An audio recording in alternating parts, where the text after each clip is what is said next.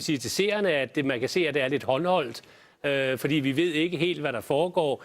Men sådan er det, når man sender direkte fra begivenhedernes centrum, og hvor der tydeligvis altså er tvivl om, hvad SF's linje er.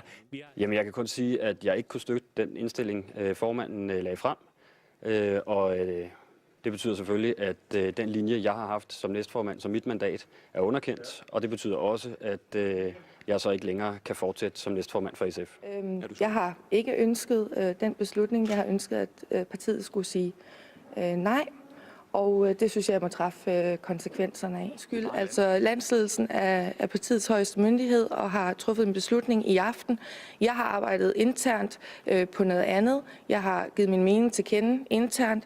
Det synes jeg må træffe konsekvensen af nu. Og nu skal vi så ind direkte til DGI-byen, hvor...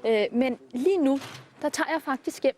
Og nogle gange som politiker, så må man også bare sige, at man er bare sit menneske, der skal bare hjem og sove. Og de siger hej til sin mand, og det er jo ikke altid, hverdagen er særlig nem.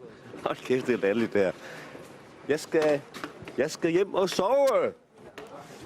Jeg har siddet rigtig, rigtig lang tid. Jeg tror, jeg vil gå ned nu. Tak. Det er, at nu skal jeg hjem og sove. Det er jo en ærlig sag. Ja. Hvad er I blevet enige om?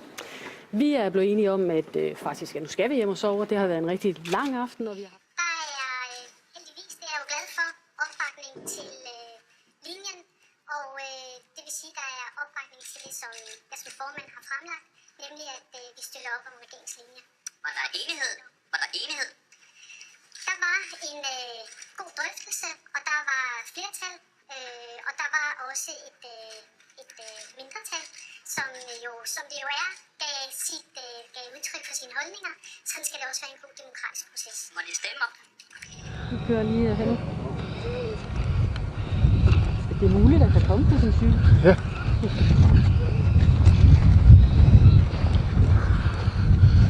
Ja. Vi ses i morgen. Gør det?